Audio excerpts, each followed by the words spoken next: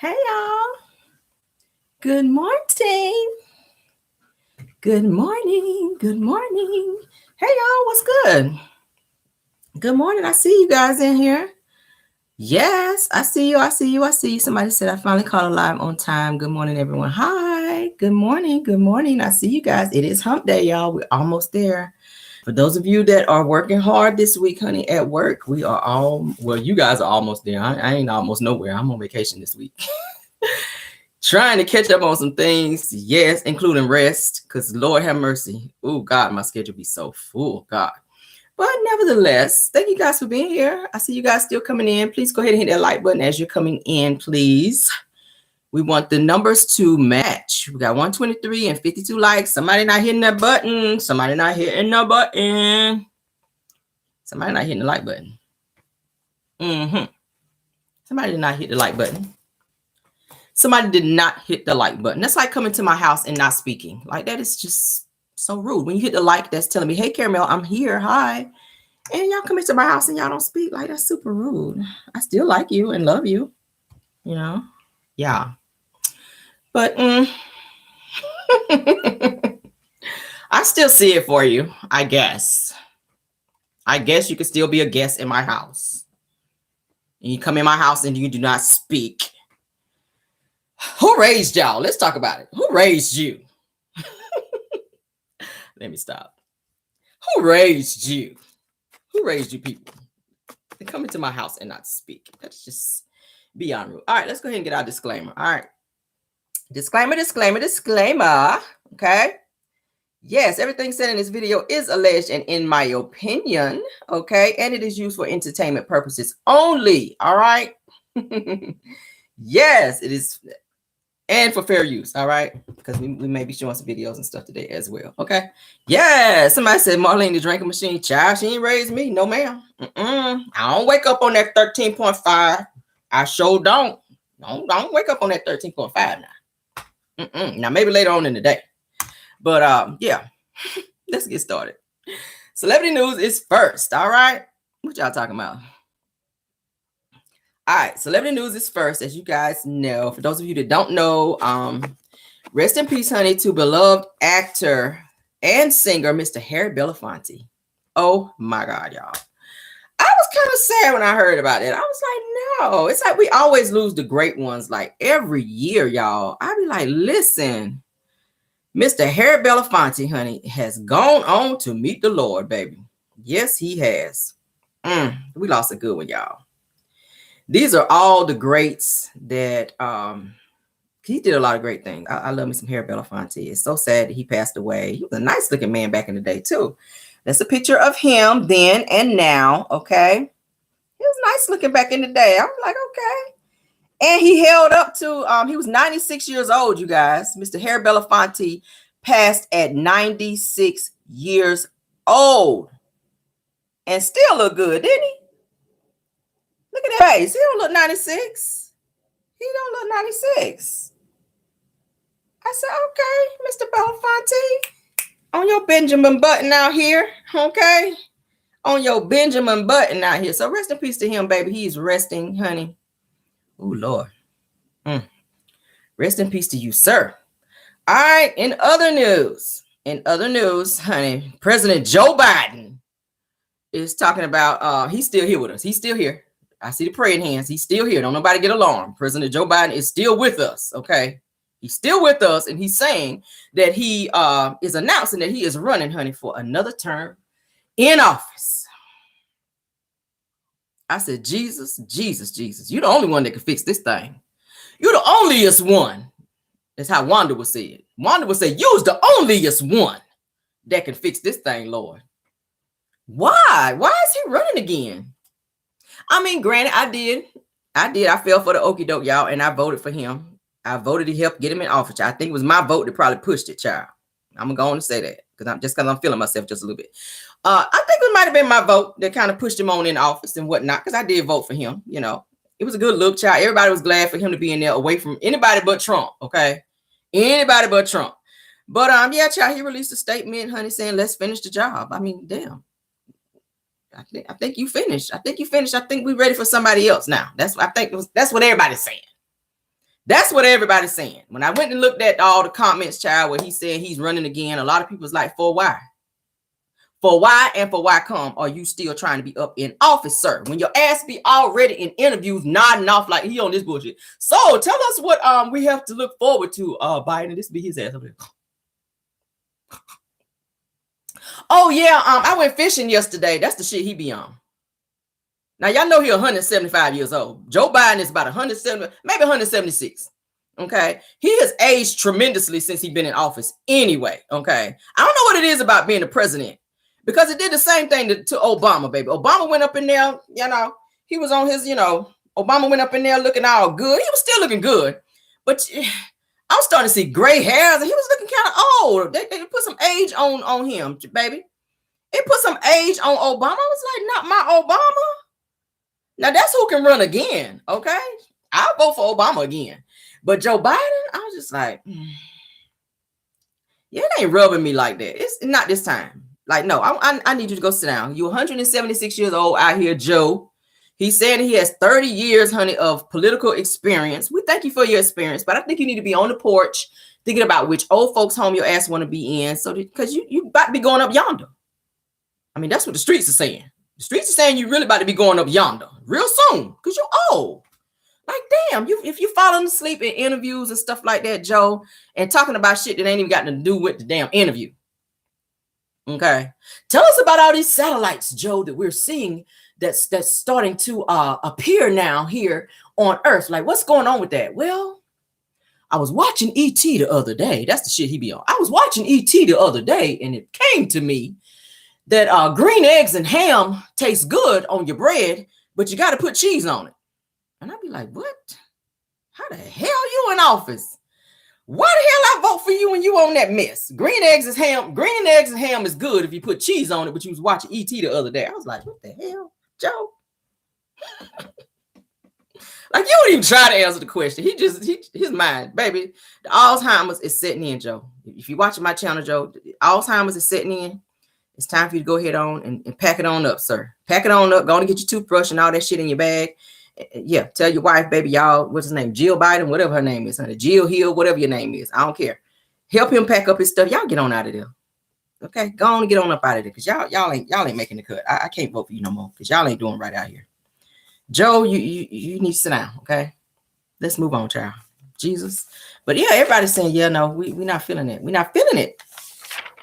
I'm not feeling it. We're not feeling it. Moving on. Let's talk about somebody that I already talked about this week. I really don't want to talk about their ass again, but they are in the news again and trending. So we got to talk about it. Yeah, we do. We do. We got to talk about it. I'm tired of talking about it. Tyrese, honey. Tyrese Gibson, the singer. Y'all know who he is. Mr. Sweet Lady. Y'all know who we talking about, all right? Mr. Tyrese. I renamed him Tyrese because that's all he do. Tyrese Gibson, honey. I renamed him Tyrese because that's all he does is damn cry. Okay. So the judge has ordered him, you guys, to pay $636,000 in child support and legal fees, you guys, to his ex-wife. Okay. Yeah. Now, y'all know the other day we talked about him where he wanted everybody to meet him at the courthouse, honey. He wanted Martin Luther King III to meet him there. He wanted Al Sharpton to meet him there. I told y'all Al Sharpton was getting his Just For Me perm, getting them edges tightened up. And he was just like, I cannot rinse my perm out to meet you there. I cannot be on that bullshit. That's what Al was telling him. Al was like, listen now, they ain't even put the curlers in my hair yet. So do you think that I'm about to stop my damn perm to be coming to the damn courthouse because you don't want to pay your child support out here? Like, you're not the only person paying child support out here, Tyrese. Now, here you go out here again, crying, talking about he want Ben Crump to meet him there. He done had a whole list of people he wanted to meet him at the courthouse. What the hell are these people going to be meeting you at the courthouse for? And it's only for child support. Just pay your damn child support. He feels like that the judge, honey, is doing him so wrong when nobody else out here is having to pay child support but him. That's what he thinks. I'm like, Tyrese, listen. Tyrese, listen to me. Okay, calm down. Stop crying. Put the tissue down. Look at me right here. That's how you got to talk to people like that. They be on that outlandish bullshit. Tyrese, look at me. Put the tissue down. Okay. Stop, sir. Just pay your damn child support. Now, you were found in contempt because your ass didn't do it. Now you want to be out here online crying. That's what he always do. What more do you want from me? The judge said, we want you to pay the $10K that you owe that you did not pay yet. And since you did not do that, I'm going to hold you in contempt, sir. And not only do you owe that, but we're going to also make your ass pay the back support that you did not pay, plus your ex-wife's legal fees, okay? That's what we're going to be on, since you were not doing what you were supposed to do. So this is his reaction when he found out he had to pay that $636,000 to his ex-wife, Samantha, okay? What more do you want from me? That was him in court. I was like, listen. Tyrese. All right, so now his ass is ordered to pay, you guys, $636 in back child support. I feel your pain. I do. That's a lot of money. But like I said the other day, you cannot be out here marrying everybody you meet. Like some people, it's just meant for you to date. Everybody you can't wife up. And then when it don't work out, then you wouldn't be out here crying and putting everybody in your damn business. He lives to hop online every time he have a problem with his women or in his life. And he feel like people on social media is supposed to be like your therapist. They're supposed to help you through this when no, you got enough money to where you can go lay on somebody's couch and be on this bullshit right here. So I picked this bitch and it didn't work out. And now I'm sad. I want to cry, but I done paid you all this damn money. So tell me what I need to do next. Okay. Go lay on somebody's couch and let them tell you what you need to do with your life. Stop getting on social media, putting everybody in your damn business. You're too old for that. I don't want to hear it. Because I'm just going to sit back and laugh. I'm not helping you because I'm sitting back laughing. So the best thing for you to do, I see you put in the comments, baby boy, Jody, my Jody. Take your ass somewhere and get some help. Pay the child support first because you're already in arrears is what it's looking like. You are in arrears, sir, because you did not pay it. Okay. Now, as you guys know, during the divorce with Samantha, that's his ex-wife, Samantha. All right. They're saying that he did not want to even have to give her her vehicle that she owned whenever he didn't want to give her nothing. He felt like she should have left the marriage with nothing, what she came with. He wanted her to leave what she came with, which I feel is so damn selfish. You married this woman, you had a baby with her, you gave her this lifestyle. You changed, and granted, she has her own money. She works. She's a social worker. Okay. She makes her own money. But you knew this prior to marrying her. You putting her in this nice car, let her stay in this nice lavish house. Okay. He didn't want her to have no house, nothing. And you got a whole child with her. So where's this woman going to stay to raise your child? How is she going to get around to take your child to daycare and all these other places that she needs to go to, doctor's appointments? How is she going to get to work to help support your child? You being selfish. You have multiple homes and you don't want her to have none of them. Because you mad that it didn't work out. Now his first marriage was only for like 2 years. I'm reading. His first marriage was from 2007 to 2009, which his first wife Norma. Okay, which they had a daughter in that situation in 2007. Then he married Samantha in 2017. Moved to Atlanta, purchased this huge $4 million home where he and Samantha lived. They got married on Valentine's Day, you guys. Don't do that because then every Valentine's Day you're thinking about the shit. Stop doing that. Don't get back, please, guys. And I know somebody out here probably got their anniversary on Valentine's Day. I mean, it's a beautiful thing. Yes, a day of love, but don't be getting married on holidays and stuff like that where you're going to be looking back and reflecting when things don't go right. I wouldn't want to be married on Valentine's Day. I just would not. I mean, to each his own, but then you got to be looking back and reflecting when you want to be trying to have a good day. You done moved on with somebody else and you're thinking about, damn, I married this bitch on Valentine's Day and it didn't work out and this, and this. You mad and crying when you're supposed to be happy and in love. I don't know what's going on with Tyrese. And I know he just lost his mom like, a year or so ago. But, sir, I think he needs some very deep therapy so that he can figure out how to handle his emotions without being so overly emotional online. Stop hopping online doing that. Stop doing that. Stop doing that. So let's read what they're saying. What the reason is for him having to pay all this damn money because he ain't doing what he was supposed to do, what the judge told his ass to do. That's why. All right. So, so Tyrese is saying that hold on. Give me a second, y'all. This is what he had to say. Let me read his statement first. They said he's responding to the courts that says it in an exclusive statement says that Tyrese is responding to the court ordering him to pay $636,000 in child support and legal fees to his ex-wife. Okay. It says that the singer says that everything will be appealed. It says my attorney, Tanya Mitchell Graham, stated that at least 30 things beyond the scope of the law was mishandled and flat out egregious and illegal. We went to school over here. See how I went right over that word egregious. I ain't have to sound it out like Martell. But so then he says that Tyrese and his ex-wife Samantha originally paid $7,500 only to retain her attorney over 2 years ago. And although she makes about $15,000 a month, says it almost $150,000 a year, says she ended up with 2 different law firms, racked up legal fees, almost $500,000 plus, and they never asked her for another dime because they were banking on the pot of gold at the end of the rainbow, which was Tyrese. All right. So they're saying that after my attorney asked their attorney why you haven't represented Samantha for free for well over 2 years, and she can barely afford to pay her own fees. Okay. So he's mad because he got to pay her legal fees, you guys. It was said that the judge asked him he was supposed to pay this a long time ago and he didn't do it. So they went back and grabbed all the money that he was supposed to pay prior. And that's what he got to do. He pissed off about it. It says that Tyrese has to pay a not so pretty penny after publicly calling out the judge in his custody case against his ex-wife. That says that he's been ordered to pay his ex-wife $250,000 and $400,000 to her attorneys. All right.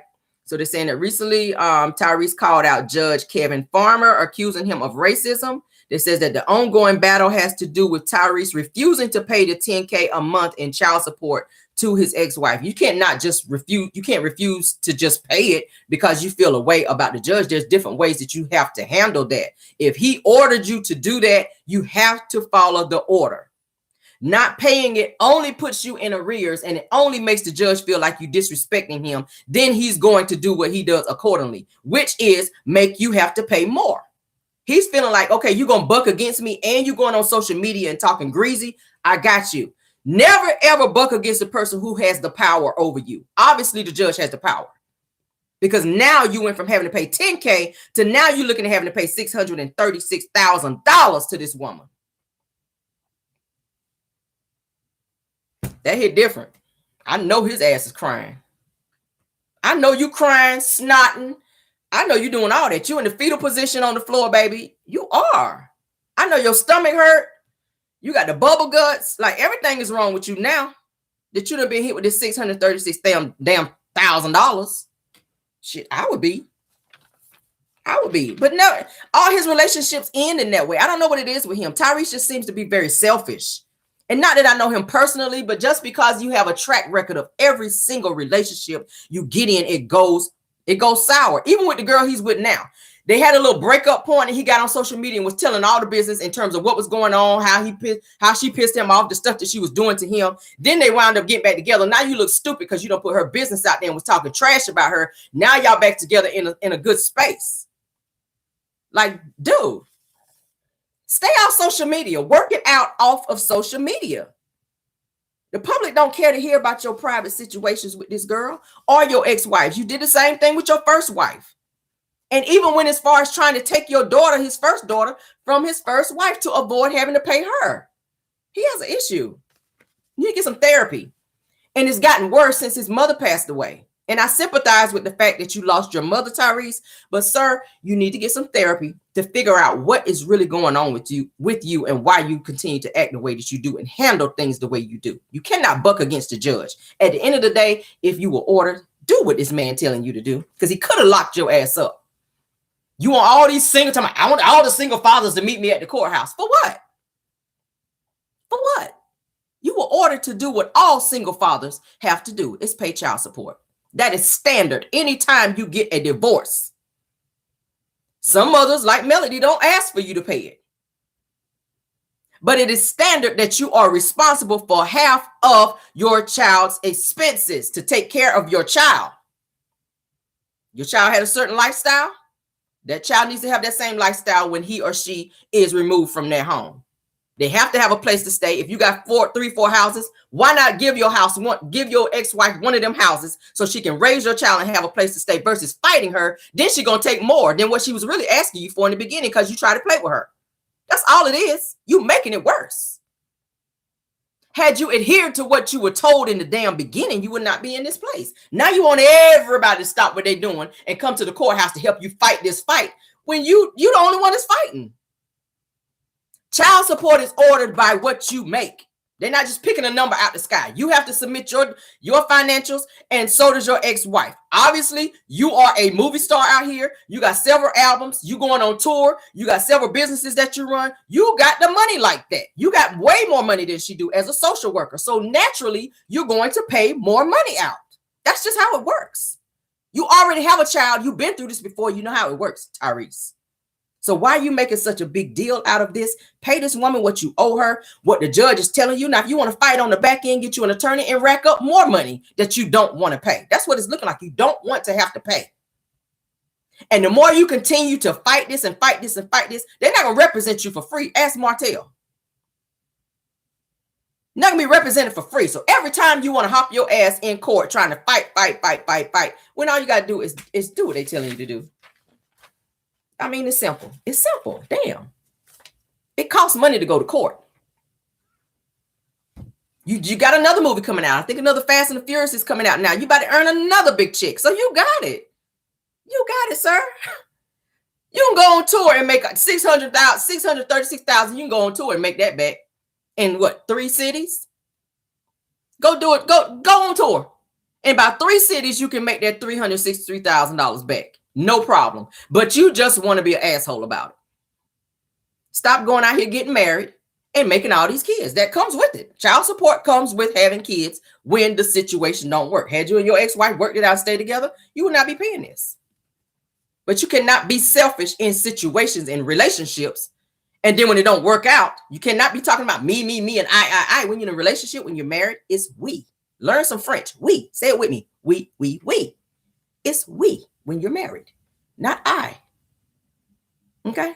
Because it's going to be mine when your ass get divorced, because she's going to be taking all your shit, that's what she's doing. Period.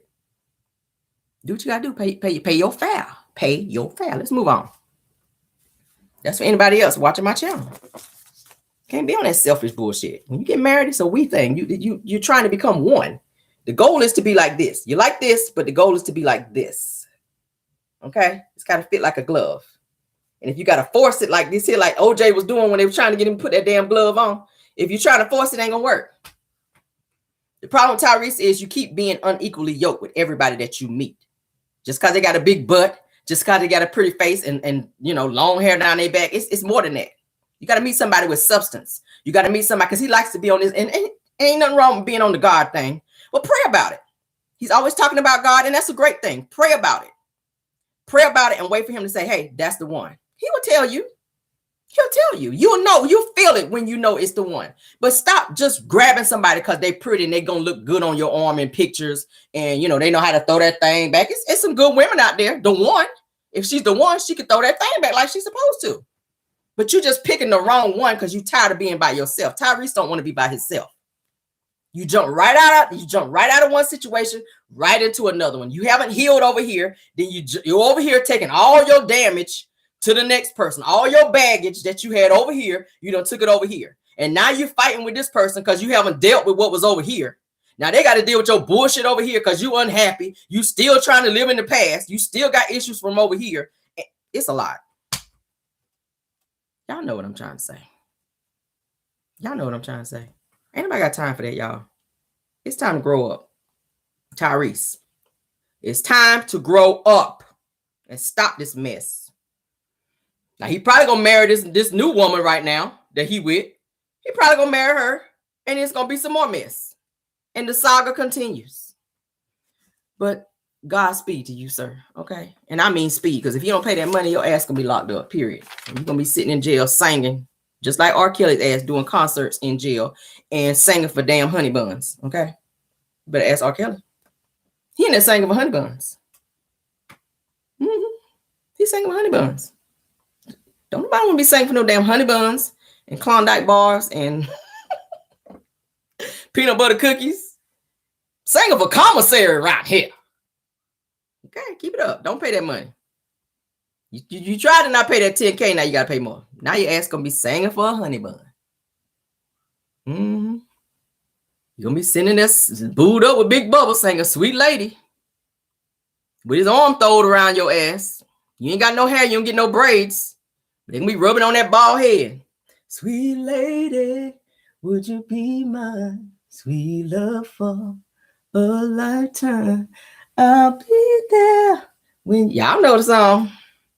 Now Bubba gonna be like, now any other day, I won't waste time. I don't want to. Let's move on. Cause you so damn fine. All right. That's my song too. Tyrese, don't go to jail. That's my song. Don't go to jail, Tyrese. That's my song, okay? I need you free so I can hear you free. Because I saw him in person, y'all, at a concert. He does a great concert. I've seen him in concert. I sure did. Him, Anthony Hamilton, Monica. Who else was there? Joe. I've seen Joe. And y'all know I love me some Joe. I told y'all yesterday. Ooh, child. I said, ooh, child. Ooh, child. Let's move on. I just had a moment, y'all. All right, I'm back. I promise you, yeah. Let's move on. So, I'm back. So, a woman, honey, is claiming that she is the secret child of Denzel Washington and Felicia Rashad. You know, the numbers of the drug testing have gone down. I think they need to start drug testing people a little bit more in these streets, okay? Yeah. This woman is claiming that she is the secret child of Denzel Washington and Felicia Rashad. Now, I already did a video before, a little bit back, where this woman was saying that she's the secret child of R. Kelly and Aaliyah. For those of you who didn't check that out. What is going on with these people just out of the blue talking about they are the secret child of these celebrities out here? The other one was talking about she was R. Kelly and Aaliyah's daughter. Didn't look nothing like neither one of them. Then she got up there trying to sing, talking about she got her mama's voice, child. Trying to sing one of Aaliyah's songs and sound like it was 3 cats in the dryer in there damn fighting on high. With no damn dryer sheets. That's what she sounded like. A hot damn, I said, I know damn well. Now, both of them can sing. And you ain't getting none. You didn't get nothing from them. No looks, no vocals, no nothing. Her ass was sitting on video. It's been so long since you've been gone. I was like, excuse me? I got a puff-page letter and I'm writing it. I was like, no, don't write nothing to me singing like that. No, ma'am. Don't even put that shit in the mailbox sounding like that. No, ma'am. No, ma'am. Mailman is not picking that letter up. No, ma'am. No. No, you ain't got to proofread it enough. Don't even put that bitch in the mailbox sounding like that, ma'am. No. That's anthrax. That letter got anthrax on it right there. That you trying to send out, that 4-page letter. Talking about you Aaliyah daughter out here sounding like. Child, I said I know Aaliyah is turning in her grave when she heard that shit. I know y'all saw the video. She had her eyes closed and everything all into it like her ass was singing out here. I said, girl, did you hear yourself? Are you tone deaf over there? Do we need to get a GoFundMe to get you some damn the kids out here, girl? Some hearing aids. You need some hearing aids over there. I was like, damn, I don't. And I was trying to listen. I said, I don't hear R. Kelly nowhere. And I damn sure don't hear Leah nowhere. I didn't hear it. I kept listening for it. I didn't hear it. And I'm gonna write a letter, and you better be there on time. I was like, yeah, I ain't gonna be able to make it. I ain't gonna be able to be there on time. I ain't gonna be able to be there on time. I ain't gonna be able to be there. I can't be there. You better find somebody else to do it. Ain't that what they say? You better find somebody else. They should have eyes closed and all that shit. I was like, girl. Moving on, though. This chick here, honey. Let me read to y'all what she said, honey. She claims that she is Denzel and Felicia Rashad's daughter. Says that Denzel Washington and Felicia Rashad have been friends for over 40 years, all right?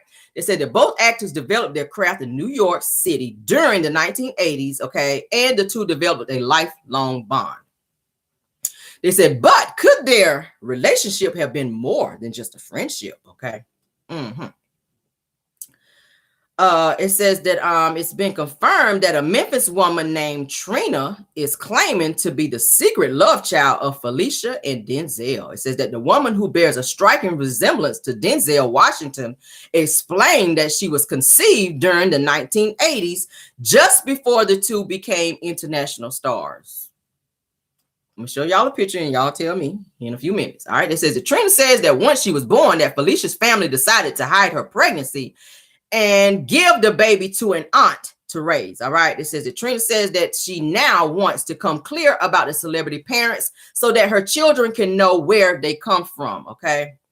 I'm gonna play you guys a video and let y'all hear. They saying she look like Denzel. I don't see it. I don't know nobody else named Denzel, but you don't look like the one I know. But okay. So my name is Trinia, and I am the biological daughter of Denzel Washington and Felicia Rashad. After all that I've been through, I'm ready to tell my truth. They gave me up to my auntie when I was born, and she pretty much raised me my whole life. And they wanted to keep it a secret from the world. Well, I'm not being quiet anymore. My kids deserve to know the truth. The world deserves to know the truth. I spoke with both of them on last week, and they were so upset with me when I said that I wanted to tell everybody the truth about what was going on. So they blocked me. Damn sure right. They blocked you. They like, who is this? Who is this calling my damn phone with this? Trinia. The article said Trina. That's why I said Trina, because y'all know I can read over here. She said her name is Trinia. I said, I know damn well Felicia Rashad ain't named her daughter no damn Trinia. And then you reading it off the paper. You over here reading like Martell. I called them the other day, and that's what she on. I called my mom the other day, and I talked to Denzel, but he was on set and said, girl, lose my damn number, block. Then I called Felicia Rashad, and I said, hey, mom, this is Trinia calling. And she said, who? And I said, Trinia, your daughter. And then I got blocked again. That's how that went down. Yeah. It ain't gonna fly, girl. And they're trying to say she resembles Denzel. I don't see it. I don't see it. And I stared at the picture. Y'all tell me what y'all think. I don't see Felicia in there, and I damn sure don't see Denzel in there. I'm going to need to see a birth certificate. We're going to need to get some blood work done and a mental evaluation. And you probably want to go on and swing on back by the schoolhouse and get a few more reading sessions in while you're out there. Okay? Tell your Uber driver to drop you off at the nearest schoolhouse and see if you can go on and get a few more classes in the reading department after you leave your therapist. Because your reading is not on the level. And I know Denzel is a good reader. And I know Felicia Rashad, honey, she's very smart out here. So I know that you ain't developed none of her brain cells either. So I got to call lies until I see a good old birth certificate and a good old some paperwork on some blood work. That's what I'm going to need in order for me to believe that, okay? I knew you want that child when you started reading. I said, that's all the blood tests I need right there. That's all I need. When she started reading, I said, that's all the blood tests I need right there. You read like Celia off Color Purple. For the next 6 months, what's a systematic, y'all? Systematic. What's a systematic? It's kind of like when you put the things together. Ain't it what old girl told her? Kind of like when you kind of roll the sheets and kind of fold them up the same type of way, the same time. That's a systematic girl. Your ass systematically cannot read out here in these streets. All right, let's move on. Ooh, child. I said, Lord, Lord, Lord. You the only one, God, that can fix that thing. Because, ooh, child. Lies shown. All right. Y'all, these people out here is going to learn today. All right. Let's move on to the next topic, honey. I had to show y'all that because I said I knew damn well Felicia Rashad and Denzel Washington did not breed this. I'm seeing lies. It's giving lies. One of them. Okay. Jesus. Okay. Let me find my next topic. I'm sorry. Do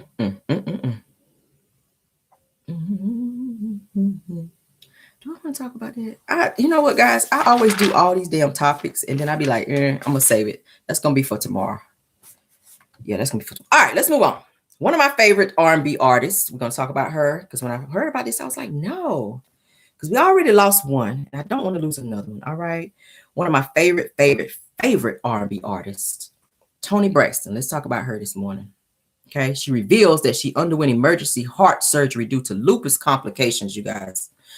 They said that the doctors told her that she could have had a massive heart attack and she would not have survived. All right. It's very serious. For those of you that know anybody with lupus, that have ever dealt with lupus, that's a very serious disease. You have flare-ups here and there if you don't take care of yourself. And this is something that Toni has come out a few years back and told everybody that she was dealing with lupus. Nobody even knew it. She had like a collapse or something one day and they had to rush her to the hospital. And yeah, they had to rush her to the hospital and do some type of emergency surgery on her. Yeah, somebody said I'm screaming. So she reveals to People magazine that she underwent and suffered this traumatic heart problem and after a life-threatening lupus complication, you guys. And she said that she was told by her doctors that she could have died. So let's read what it has to say. It says Toni Braxton is opening up about her overcoming her life-threatening health scare that occurred as a result of her living with lupus. All right. It says that according to reports that R&B singer Toni Braxton, who is 55 years old and she looks damn good, was diagnosed with systemic systemic lupus. Okay. In 2008, back in September, she underwent a procedure after 80% of her main artery in her heart was blocked. That's so dangerous. 80% of her heart, 80% of her main artery in her heart was blocked. Y'all pray for Toni because that's serious. Y'all know they just lost Tracy. It's been a year since they lost Tracy.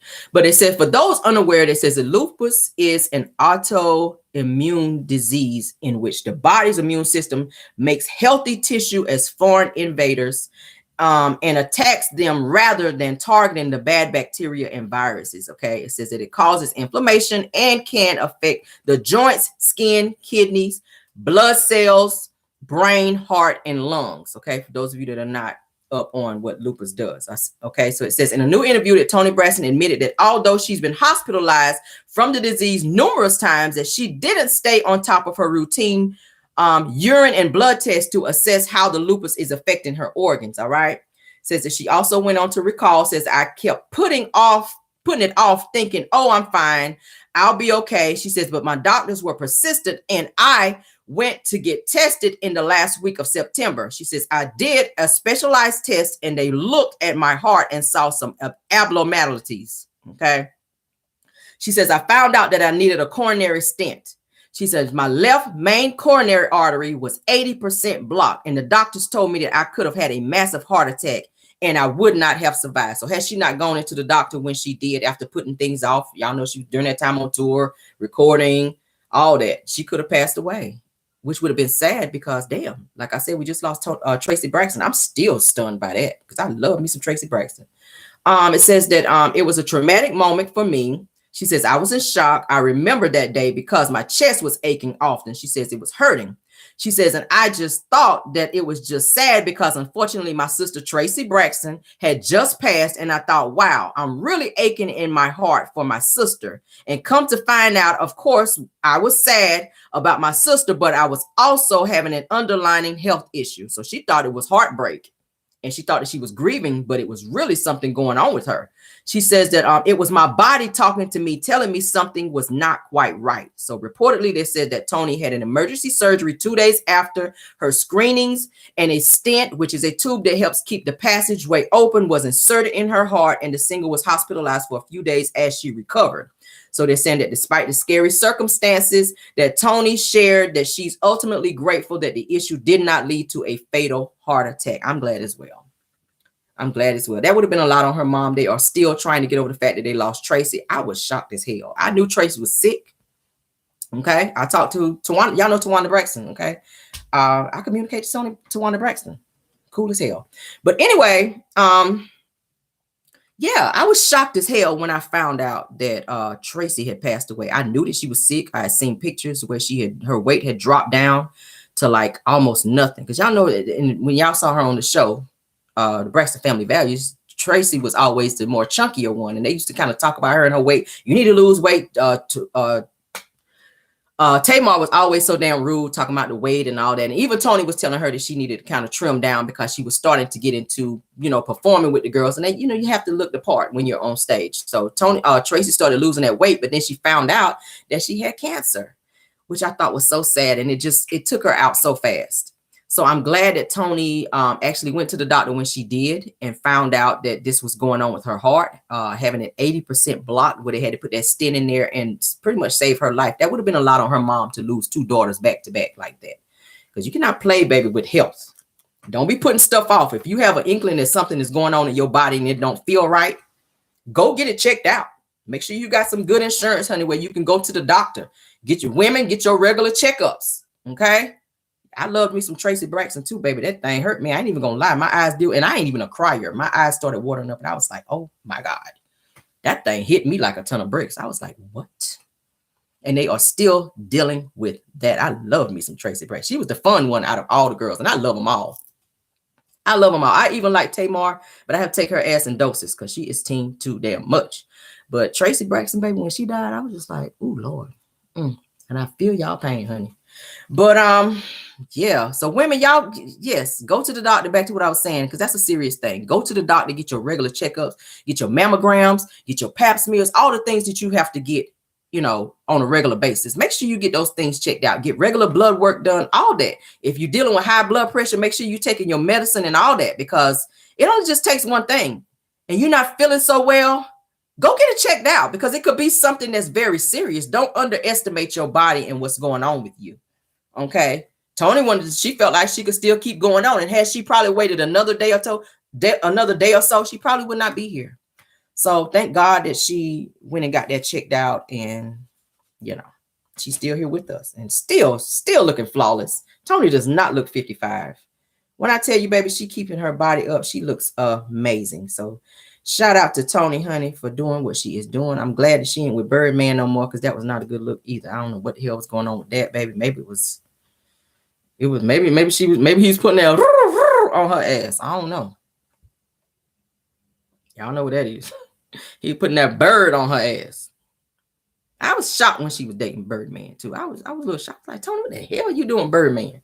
You go from being with Carrie, what's his name? Carrie Lewis. And Carrie was fine. Carrie Lewis was fine. I don't know what happened between the two of them.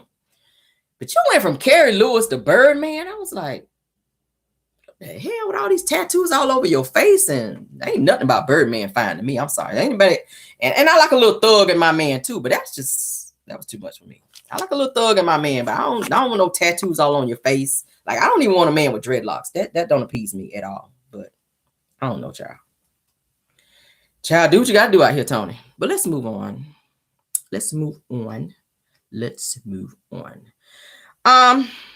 Lord have mercy. Tia and Tamara. Y'all know Tia and Tamara. Tia Mowry, honey. She and Corey Hardick, their divorce is officially over. You guys, it's finally been finalized. All right. That says it's official. Tia Mowry and Corey Hardick are officially divorced after 6 months after their breakup. Praise the Lord that they are finally over. At one point, they were going to try to work it out.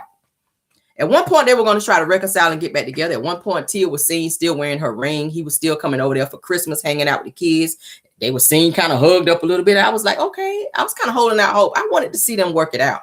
But I don't know what was going on and why they broke up. It was at one point I read somewhere that maybe he cheated. Y'all know it's always speculation. Somebody cheated when they break up. Sometimes maybe just people grow apart. They've been together for a very long time. So, it was shocking to me that they broke up and that she filed for divorce and decided to move on with her life child.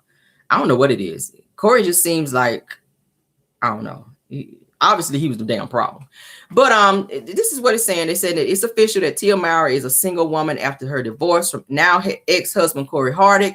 It says that according to documents obtained, that the former couple entered the written agreement regarding their property and their marriage or domestic partnership rights, including support. Okay.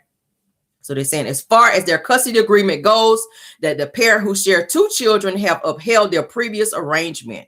Says in their October filing that Tia requested legal and physical joint custody and asked to terminate the court's ability to award spousal support, citing a premarital agreement. See, now there he go. There he go, asking for spousal support. Go get a job. What is it with these men asking for the women to be paying for them? Like, damn. Corey. And you're an actor as well. Go out there and find you a damn job. I'm sorry, it's slow for you. But you got 2 children. This woman is taking care of, she's the primary financial person in this family that's taking care of your kids. And then you're going to still turn around and ask the judge for some damn spousal support? No, go out here and get a job. I don't like men to do that. Like, sir, no. You out here on your Martell bullshit now. You want a woman to support. You want Tia, and she probably been taking on all the damn bills when their ass was in the marriage. And you supposed to be out here, a whole actor, making money as well. Like you were nobody when she met you. And I ain't trying to downplay him, but you were nobody. Everybody know who Tia and Tamara was. Tia already had a coin when she met him. And that's what happens when you marry down. When you marry down, that's what happens. You marry somebody that ain't got shit. When things go left, that's the first thing they're going after is your damn pocketbook. Know that. Know that. Marry somebody that ain't got shit. Marry somebody that work down there at the damn gas station and your ass got a good old job out here with a good 401k and all that. You sitting good. You got a house, car, all that. Let things go left and see don't they be coming for your pocketbook. They want you to pay them, take them out of their little situation because they don't want to go back to working at the gas station no more. So they want you to pay them and put them in another tax bracket because they feel entitled. Now, it's a whole audacity for your ass to be asking this girl to pay you some damn spousal support. And I'm glad they denied it because you're an able-bodied man out here who can go out here and get a job and help her. You're supposed to be paying her some money to help her with the kids. We just talked about it with Tyrese. It's a split situation. You do half and she do half. Why should she be taking on your half and hers and paying you spousal support? Like, what world do you live in? No. Let's give it no. Corey, no. No and damn no. What world do you live in? What's wrong with these men, y'all? And I'm not men bashing because I have men to watch my show. But men, y'all got to step it up. And stop playing this, I'm going to take the kids game because I don't want to pay child support. Like, that's just stupid. Children, especially girls. Now, unless the mother is unfit and not doing what she needs to do for her children, that's different. By all means, as a father, by all means, step up and get your kids and raise them and put them in a better environment. But if the mother is doing what they're supposed to do, raising the kids, working, and trying to make a better life and a situation for their children and making a legacy for their children, please don't be out here on that bullshit of trying to take somebody's kids because you bitter and mad that you can't finish what you started and you can't be with this person anymore. So now, now I want the money. Boy.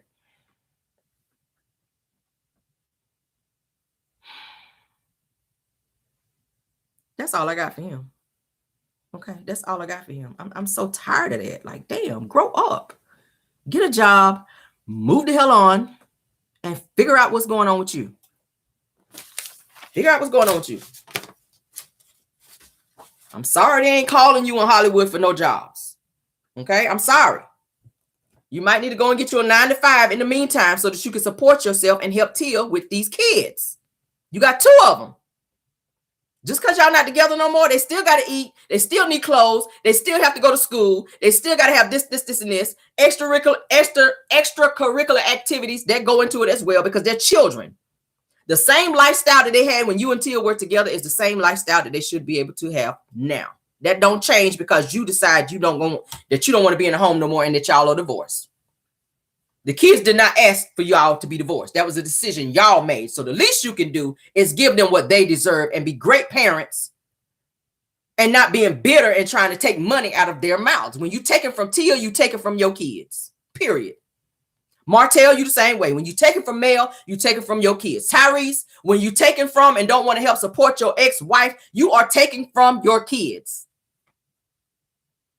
I can't say it. No, I mean, am I right or am I right? Am I being too hard?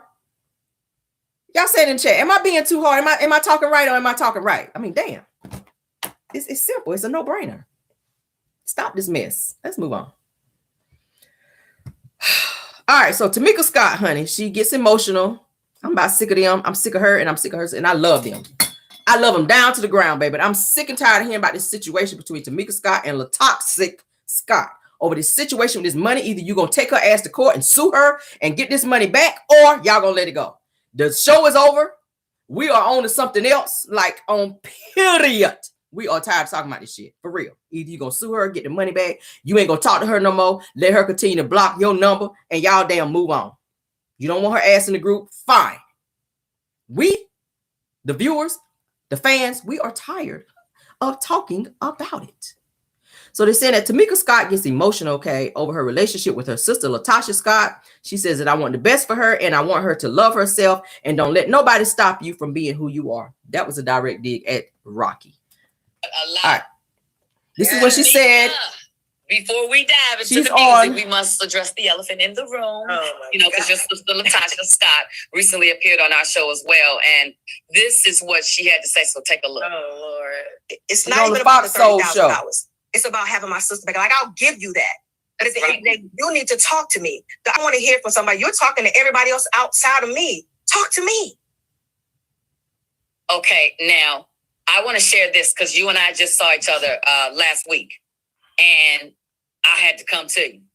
And this is personal for me because I know that some, if not all, has witnessed the confrontation that my sister and myself had on the show, Fox of the Queens, on my birthday. And what it really was for me, it came across as anger, but it was really hurt.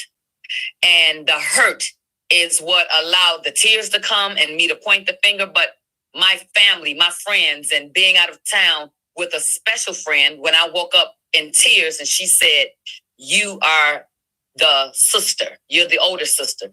You have to make a difference. You have to do something about this. And through my tears of feeling like my ego was bruised and why me and why should it have to be me? It doesn't matter who it is. Because all I know is that I wanted my sister back because we family, So I want to give you, your space here. And I'm so glad that you are here because I heard you say that, you didn't want to address this anymore. And we want to respect that. But is there anything that you would like to say? And where do you ladies stand now? Well, I mean, currently we're still not speaking. Yeah. Oh, no. But I want to thank you for when we spoke, you being that person to say, I want y'all to get back together. Like, you probably the first positive person I've talked to. Everybody else be coming in and, you need to do this, you should do that. But you came to me and said, I know where you are. And I felt your heart, and I really appreciate that from you. Thank you. You're welcome. You're so welcome. And it's not going to, I ain't going to be able to just let the period lie there. I'm going to reach out. And we gonna have to get this together. You can ask Vivica. I'm as hard as I am. I'm just as soft too. I'm about togetherness. I'm about a group effort. I'm about being able to come together and support each other. So you gonna hear from me. We're gonna have to get this together. Okay. Thank you. Tamika, I know with Lisa Ray that absolutely comes with love. Her and I over the years went through challenges that I was like, oh, child, I'm never going to talk to her again. And, time heals all wounds. Know that, okay? But if you need the time, don't be afraid to take it, okay? Thank you. And have people respect that. So listen, we're going to move on. Let's talk about your reality show. Let me say, before we move on, I want to say that I love my sister. Yes. Good. That's good to know. And I support her wholeheartedly. And I ask everyone to support her. And I ask everyone. It's okay, babe. It's okay. Prayers. That's love. That's love. That's why I said, take the time. And it's okay, baby. Take the time for that when you're ready. That then you can say you are. It's okay. Tamika, this is a positive, like, safe place for you. Yes, just know that. If your sister's watching, is there anything you want her to know? Yeah. Or say to her? Like that, like, maybe that could be the catalyst to start this. And is there anything you want to say to her if she's watching? I want the best for her. Mm-hmm. And I want her to love herself. Mm-hmm. And don't let nobody stop you from being who you are. Yes. Because you were who you are before you met him. Oh. Mm. You're going to always be that star with or without him. Mm. I want you to love yourself. It's not about me. It's not about the group. It's about you. And it's about your love for yourself. Because you deserve the best. And a lot of women have to learn that. It's self-love. Do you know what I'm saying? Because sometimes we get caught up in situations that take us to the left. So I'm glad you said that to your sister. Okay, baby, it's all right. It's okay. Let's move on. Okay, let's talk about some happy stuff. All right, because we didn't bring you on to have you crying. We want to celebrate you because you've got a show, SWV and Escape the Queens of R&B, which is very popular. What y'all think about it? I feel like she is doing, I think that Tamika is doing more of the trying versus Latasha. I feel like Latasha get into interviews and then she just kind of just say whatever she knows people want to hear, even though she doesn't really feel that way. And I feel like she's still mentally being controlled by her husband, Rocky. I feel like she maybe wants to love her sister, but I feel like her husband is standing in the way of her having some normalcy in her life in terms of connecting with her sister, because her sister is going to be the one to talk sense into her. Usually when you have somebody that's controlling you and have this Stockholm syndrome, kind of like how R. Kelly was doing with the girls, he didn't want them to look at certain people. You couldn't talk to certain people. He wanted to keep your mind clear to where only he could have that toxic conversation with you. And that is what Rocky is doing to Latasha. Every time that sister tries to talk to her sister, here he comes. He wants to listen to everything that's being said. Anytime she does an interview, he's right there trying to tell her what she needs to say because he's pouring in this negativity into her. And it's like she's trying to climb her way up out of that toxicity and she can't get out. It's like he's there steady pulling her leg when it looks like she's coming out. When she gets right there to the edge, about to come up out of that mess, here he come pulling her leg right back down in it. She can't get out of this because it's him. Rocky is the problem. He's a problem. I already told y'all, he worked for R. Kelly for years, so he's got that whole manipulation down pat to where he's doing the same thing with Latasha. You on interviews telling about, I love my sister, please call me, and then you sitting there with her number block. How the hell she gonna call you? It's the games for me, Tasha. It's the games for me. Stop going on interviews and gaslighting and lying your ass off, trying to look a certain type of way because you want people to support you when you know you out here on the bullshit. You know that. You know that. Your sister is on interviews crying because she want to develop a relationship with you. You have lost so much time with your sister. What is it going to take for something to happen to your sister? She's not here no more. For something to click in you and you be like, you know what? I miss my sister. I should have gone back and said this to my sister. I wish. You can't be out here on your Carl Thomas mess. I wish. When something happens and she's gone because you allowed your husband to manipulate you into acting the way that you act. This is why your career is going nowhere. This is why you only sold 678 damn albums and went triple cardboard with this gospel album, because you on your bullshit. Your sister was supposed to have the same deal with you on this gospel album, but you went ahead of her and beat her to the, you wanted the clout. You wanted to be famous and get the clout over your sister, and it backfired on you once again. Motown was going to sign the both of you, but then Rocky done went up in there and switched it up to where you were going to be a solo artist, and now look at your career. failed again, because God don't bless no mess. And that's all that is mess. Anything that's attached to you and Rocky is damn mess. Yes, triple cardboard. That's what that damn album with. I said it yesterday. God do not, no. Ain't nobody supporting that mess. I'm sick of, honestly, I'm all about togetherness and family and all that, but I'm tired of hearing about this mess. Please get off social media. Y'all fix this. Y'all go to therapy. Tell your sister, hey, I love you. If you care about our relationship, if you care about fixing this truly, let's get off social media and let's go sit down in front of a therapist and let's talk about this thing. Keep your mama out of it, because the mama is also the problem. This issue stems from this 30K, 30 plus K, because she said it was more than 30K. That's what y'all need to do. I'm sick of it. I'm tired of hearing about it, honestly. We heard about it throughout the entire episodes of this damn show. I'm sick of the whole entire season of this show. We heard about this. Y'all got y'all clout and everything else, honey. It boosts y'all little, album sales and all that for y'all going on tour to where people want to see y'all now because y'all was on this show. That's great. You got the publicity you needed from this show. But at the end of the day, that is your sister. And you are allowing someone who is manipulating you and playing you and disrespecting you by having other women in your bed, and he's in their bed and out here making babies with other people and having them to terminate pregnancies because he don't want to get caught up. Got you out here looking stupid, telling everybody that you got an open marriage when you don't. Like, when does it end? When does it end? It's so toxic. My God. I'm tired of seeing them on TV snotting and crying and child. Either you're going to take her to court and sue her ass for this money and stop fooling with her, or y'all going to go to therapy and figure it out and leave me the hell alone. That's how I'm feeling right now. Let me get some Henderson. That's the on period.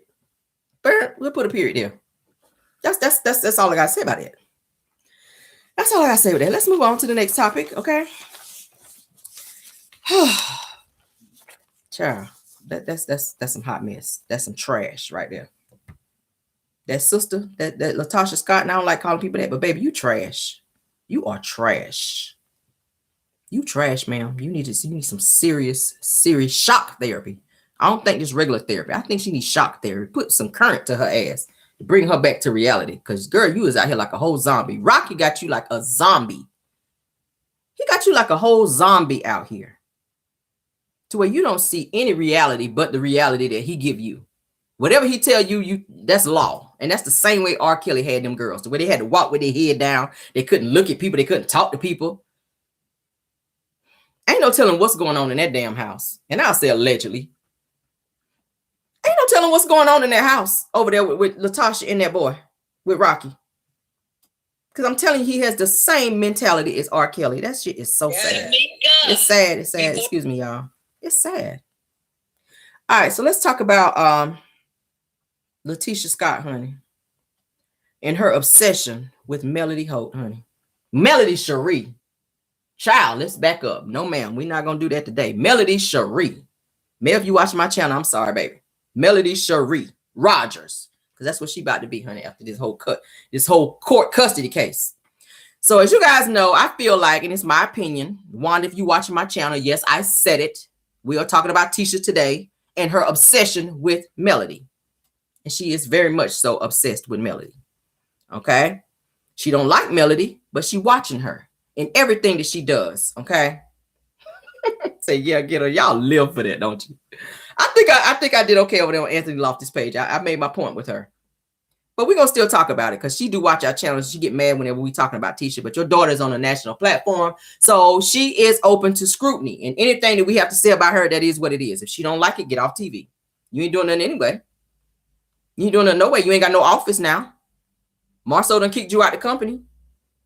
I mean, the ratings are down because you ain't frying bacon no more. I'm going to blame it on you. You ain't frying no more bacon. You trying to be a boss. Now the ratings are down. Go back to frying bacon and maybe the ratings will go back up. Am I being petty? Maybe. But Tisha, honey, is obsessed with Melody and her so-called dark soul. Because, you know, she said that at reunion. You have such a dark soul. Yes, you have a dark soul. You are just evil, Melody. You are so evil. You got a dark soul. Okay. But you're watching everything that this dark soul does, okay? Tisha has absolutely no substance. No substance. Somebody says, it's the truth. She has no substance. You're very jealous-hearted, okay? Why invite somebody to your event when you claim that you don't like them? I don't invite people nowhere near me if I don't fool with them and or like them. And I get it, this is a television show. But no, I'm not inviting you nowhere to no event if I don't fool with you. All right. Now, I already told you guys that every single style that Melody has, Tisha replicates that style. And I've seen it and I sit back and I watch it. When I see her, when she went on her little interview with DJ Richie Scott, I said, hold up. I've seen that hairstyle before. Melody wore that. Tisha stays recycling looks and fashion looks that Melody have. And then she pop up with it on and she act like we don't see that, like we don't catch that. Okay. I don't understand that. Now, I'm going to show you guys a few pictures. All right. And this was from the last episode. Now, this was Melody's look. As y'all see, she wore the red. And I thought she wore it very well. All right. That's Melody's look. This is when they were at the little spa thing. All right. That's them. That's her there with Tisha. Okay. Well, now, when Melody walked into the actual spa where they all were at, and Tisha came to the door to greet her, this was Tisha. She was kind of giving Mel that whole once over and looking at her. I said, there you go. She's making mental notes. Okay. There's Melody again with the red hair. There's Melody again with the red hair. Okay. Mind you, y'all know when they film now, that's prior. Tisha just did an interview with DJ Richie Scott. So she done had time to go and get her T squad, as she like to call it, together. So she get her male look together. All right. So now this is a recent look of Tisha. What she got on, the red hair with the pulled up ponytail that Mel used to wear. Now let me show you the actual look that I'm talking about, because I always like to show receipts when I'm doing something. Tisha has that pulled up ponytail look like Mel. And I can show you several pictures. Let me back it up. All right, so here's Tisha on her DJ Richie Scott interview, okay? That's the look Mel wore, and y'all know Mel wear the red hair. All right, look. That was Mel last season, okay? That's Mel's look. Tisha done went and recycled it and even took the hair color. I said, damn, girl. And I did some side-by-sides. That's Mel's look. Look at Tisha in the middle. You even got the light Maybelline on your face, trying to look light skinned like Mel. That's not your skin color. Tisha, you are a dark woman. And ain't nothing wrong with it, honey. Get your melanin on. Embrace your melanin. There's a lot of dark-skinned women out here who do not get the same clout that they deserve, that are beautiful black women, but because you're trying to be something that you're not, you out here wearing this light-colored makeup because you want to look light-skinned like Melody, and you're also wearing her hairstyles, which make you look very, what's the word I'm looking for? Single black female-ish, if you will. You kind of acting like Ariana. It's giving Ariana a little bit, because that's what Ariana does. Every look and everything that Melody does, then Tisha is starting to replicate it and do it as well. You still in all her looks. You have no originality. I see it in there. No originality. So, of course, Tisha went out and created this whole T squad, because now Melody has her millimeters who love her and support her, and, you know, and everything else. So now Tisha is out here with her T squad. Y'all saw her in the live the other day. Hey, T squad, my fans, my fans, my fans. You ain't never thought about having no fans, but now you so pressed that Melody has the millimeters and the millimeters support her real heavy. Now you done created this T squad bullshit, and you hopping on live every other day. My T squad this, my T squad that. Okay, Tisha. The similarities is just crazy. And it's just like she don't think that we catching this, that we don't see this. I don't understand it with her. Okay. Now, she was so busy. She was so busy out here trying to be like Melody. Okay. Let me show y'all this picture. She was so busy out here trying to be like Melody, talking about Tisha Scott reality. Now, you supposed to be, how many degrees you got, Tisha? You got what, 2, 3, 4 degrees out here? You a businesswoman out here and you can't even spell realty? Let me show y'all that. Tisha Scott reality versus realty. You supposed to be a whole grown businesswoman out here. You brag all the time. You're very braggadocious about your degrees and all these degrees you sitting on. I got a master's in this. I'm a boss. I'm a boss. I'm my boss. Now you promoting your business that you can't even spell. You out here on your bullshit like Martell. He out here misspelling alcohol, spelling alkalolo, and your ass out here misspelling reality. Scott Reality. So you don't rename the business now? Like, what is it giving? Is it Scott Realty or Scott Reality? Like, what's going on here? What is going on here? We're doing business over here with Scott Reality. It's not realty, it's reality. Martho took my office over there at Scott Reality. That's what it's giving me. You ain't got no office over there at Scott Realty or Reality. And you don't have any reality as it relates to your life because you stay copying people and doing what everybody else doing versus focusing on your life, girl. Your marriage is a hot damn mess. You on national TV letting your husband gaslight you and make you look crazy out here, honey. You proud to tell everybody that you 80% owner of a company and you ain't even got no office in there. Your husband is telling you that you the boss and pretty much not the damn worker, and that he taking your office and ain't jack you can do about it, and for you to play your position and stay in your place on national television. I said, that is embarrassing. He took your office and you got to go to a coffee house just to feel like you working and got an office. Make it make sense, y'all. I said this season, I don't know what the hell Carlos is doing. Okay. Now we had a lot of comments, because y'all know I go and I read the comments and I always go and look and see what people are saying, because that's important as it relates to the show. That's who's supporting the show. All right. Now, a lot of people feel like Carlos is testing the atmosphere to see the ratings, to see if the ratings and how they would look in terms of having Tisha kind of step out on this boss persona this season, to see if in fact Melody, and this is something I read somewhere, if in fact Melody decided to walk away from the show, would Tisha be able to carry this spot? I say no, hell no. Number one, you're not likable. Melody has that ability to be liked and people support her. Tisha, you don't have that because you sat back. What is this, season 6 now? You sat back for 6 seasons in the house. You didn't want to be nothing but a housewife. Melody tried to help you get out of the house. You didn't want to do that. You wanted to stay at home and allow Marceau to gaslight you and tell you that, yeah, you got all these degrees, but I don't want you to work. So you allowed that to be your reality. So now this season, you want everybody to believe that you got all these degrees and you want to be out here and you want to work and you on your boss shit and you about to get out of the house. And it's all a storyline. That's why Marceau don't take you serious. You talking to everybody else about your life and how it's not working out. When the person you need to talk to, and I keep saying with Marceau is the type of person that you got to show. You cannot tell him nothing. If you are 80% owner of Schultz, your ass need to be going up there, changing the locks at that office and telling him, guess what? I'm the boss. I am 80% owner over here. You, sir, do not have an office. Okay. Yeah.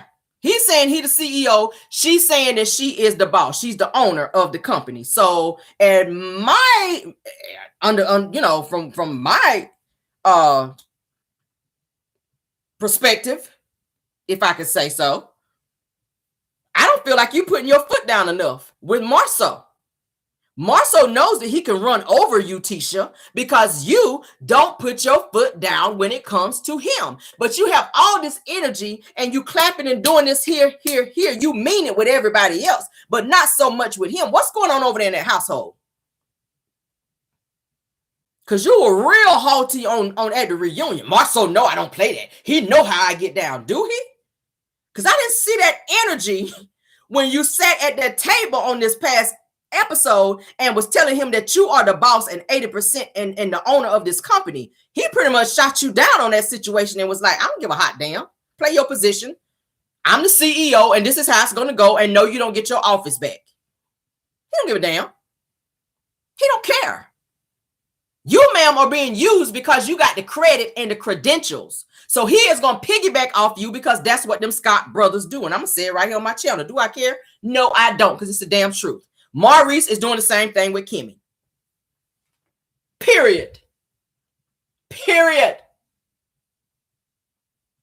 If it was not for Tisha, he wouldn't have a business to even call himself no CEO. You went from working at a whole movie theater, popping popcorn, and now you feeling yourself because she done went out here. You make her, that's why you make her stay home, so she can hop her ass online and get all these damn degrees to make you look good. And you want her to stay in the background because you done told everybody you the boss, and you don't want to work with her because then everybody gonna question you and say, well, I thought you was the boss. How is it that she's 80% owner? And he don't like when she say that, because then that diminishes him and make him feel like that he ain't the nigga that he telling everybody he is. Let's say it that way.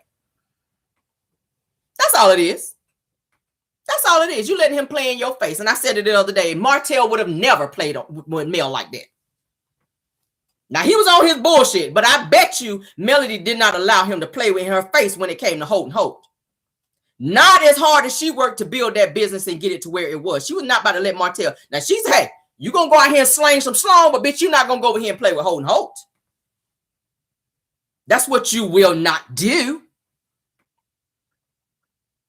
You can play with Holt & Holt. And that's why you don't like Melody, because you see her strength and you want it.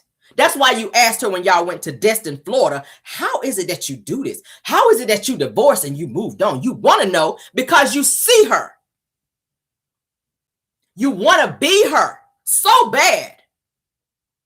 And that's how it be with people who don't like you for no reason. Deep down, they jealous of you and they want to be you. They want what you possess. You don't have a reason in the world not to like me except for the fact that I'm on my boss shit and you want to be in my position and you don't know how. You got the credentials, you got the degrees, but you don't know how to take that next step into stepping into your bosshood. And that might not be a word. I made it up. But still, it makes you nervous being around Melody, Tisha. And I see it when I'm watching the show. You nervous being around her.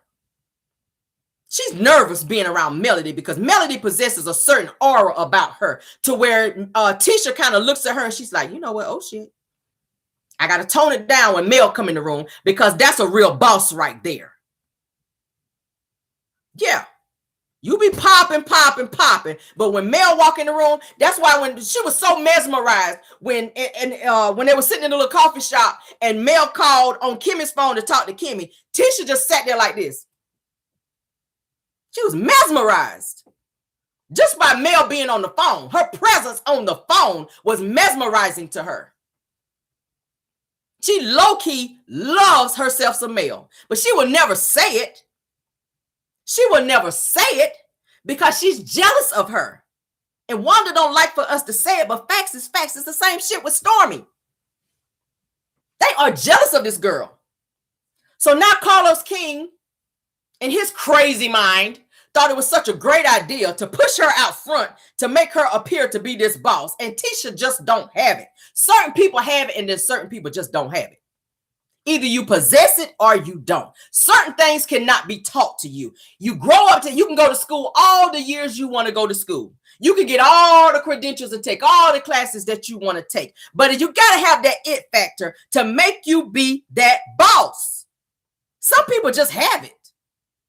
Now, I'm not diminishing any of the degrees that Tisha has because that's great. I love to see our beautiful black queens out here be educated and go out here and get it and do something and educate your mind, honey, and get it up here. Because I said it the other day. Once you got it up here, no one can take it from you unless you just lose your mind.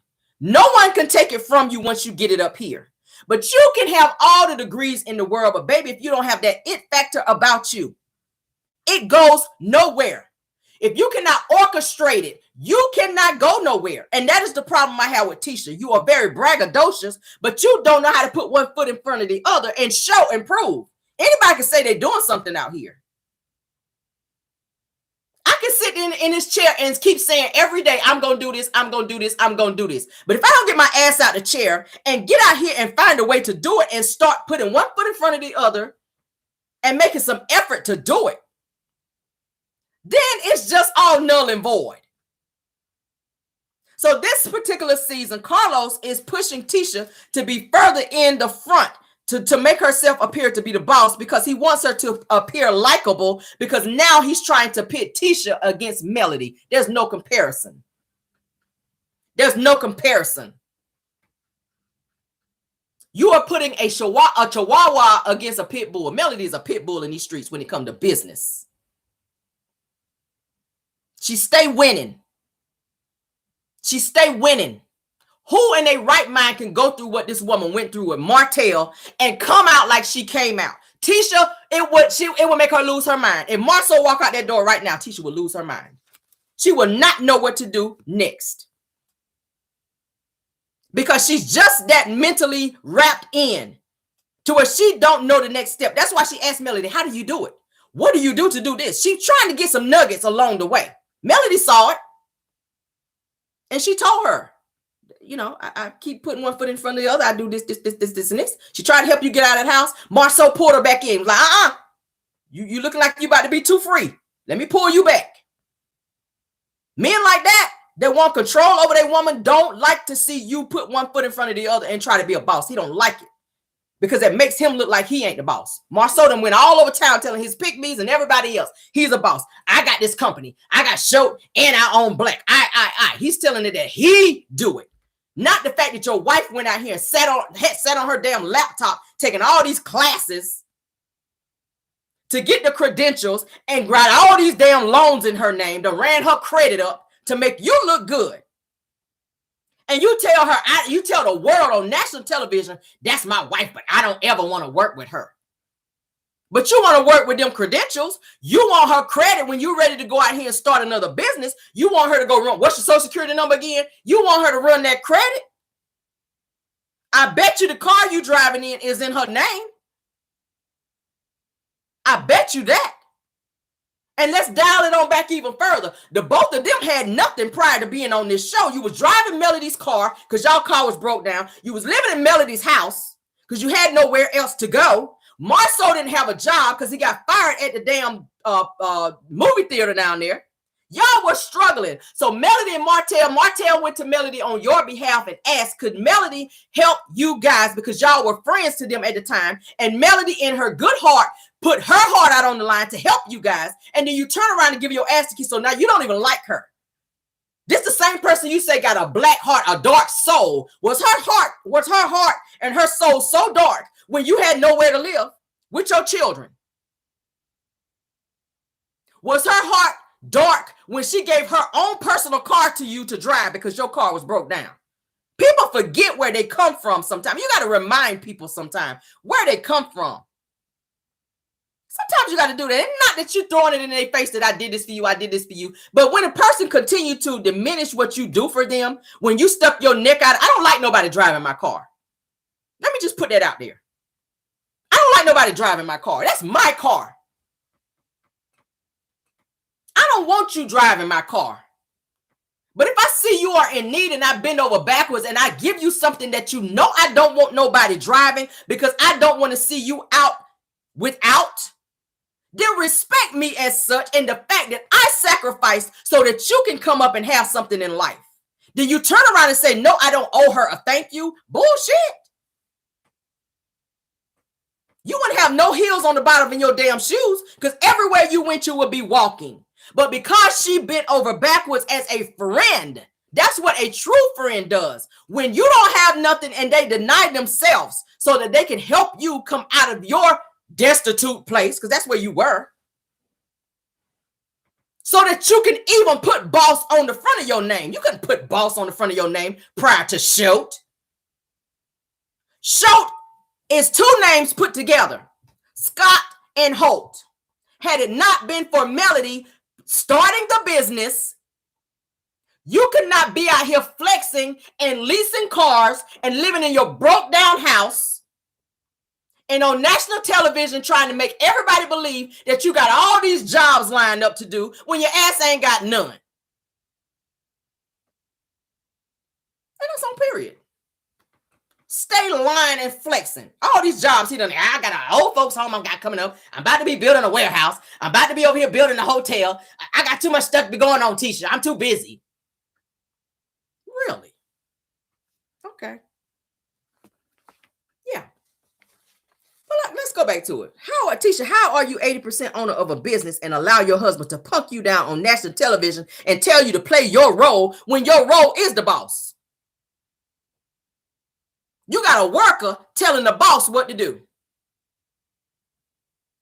In what world do we live in to where that works? How does that work for you? What are you getting out of this marriage, Tisha? The fact that you're being able to tell everybody that you were in it for 17 years. That's what it's looking like to me. Children are a blessing. Yes, they are. You got 3 beautiful children. They're gorgeous children. But what are you getting out of this situation?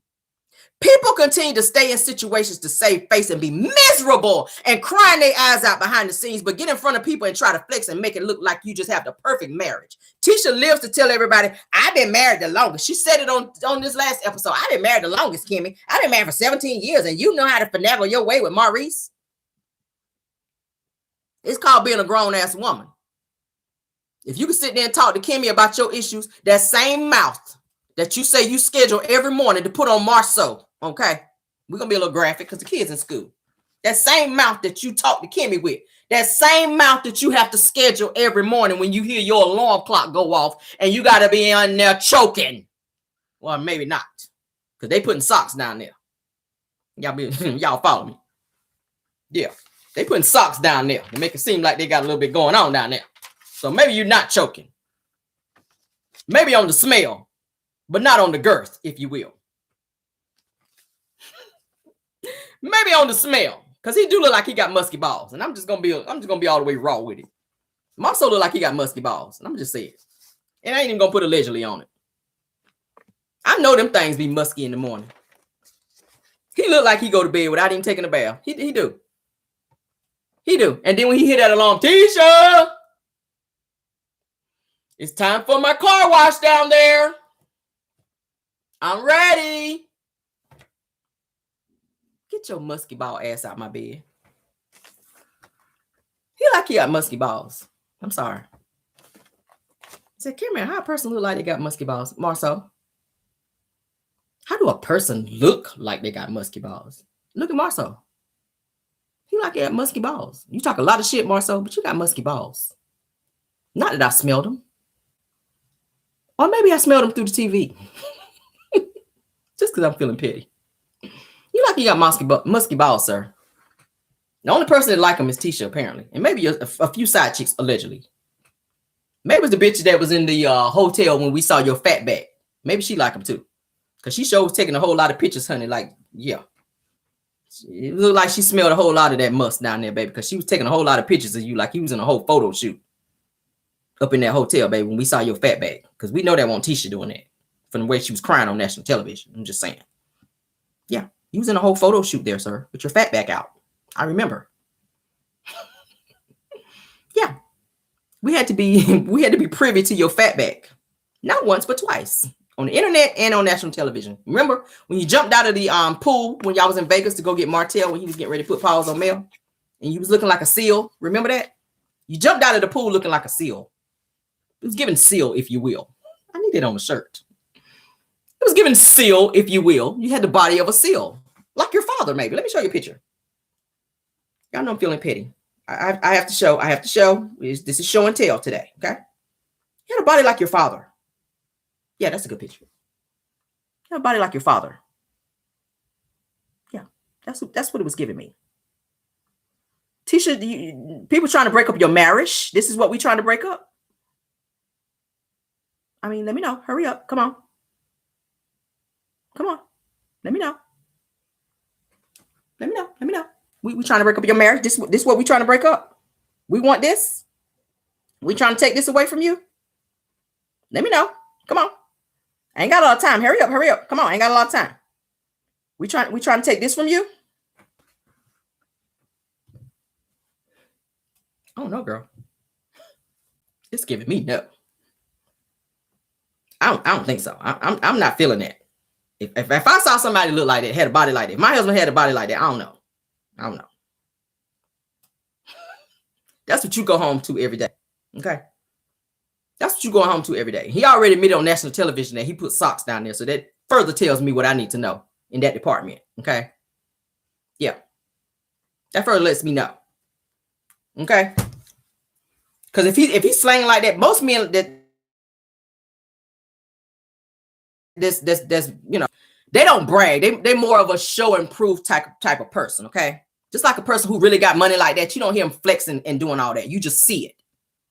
Y'all like to brag a lot about what y'all got and what y'all doing and what y'all. Let me see it. If you building a hotel, be quiet about it. Go do it. Like Wanda said, yeah, we just gonna start being quiet. Okay, let's do that. Be quiet about what you're doing. Most men that got it like that down there, they not bragging, running around. You know, I got a big thing down here, girl. Girl, you know that thing is the girth chat. What? Did you know what I'm sitting on down here?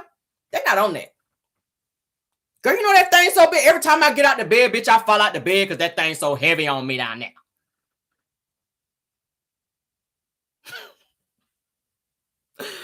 Most men that's got it like that down there don't be like, girl, you know, I fell out the bed the other day. Girl, that dick was so heavy. Child, that thing was so heavy. I fell out the damn bed. I couldn't even get up for about 5 seconds, child, because that dick was so damn heavy.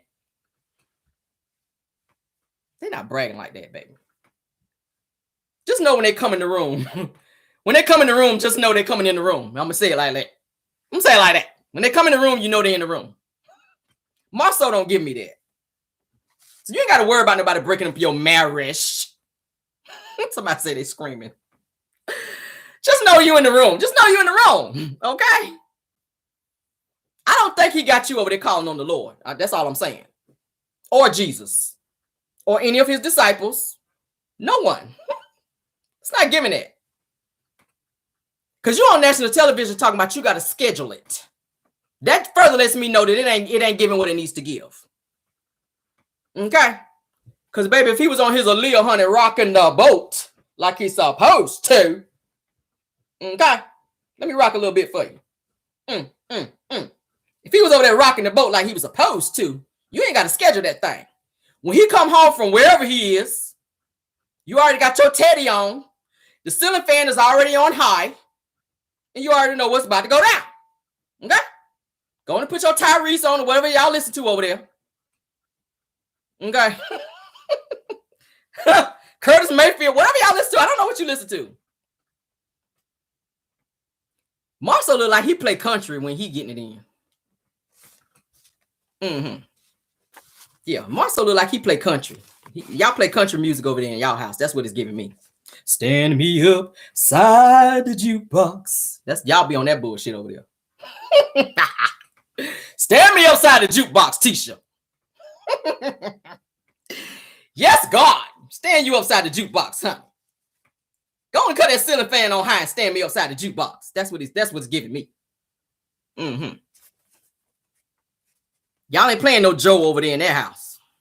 That's what it don't look like y'all play Joe over there. Because Marceau don't give me that.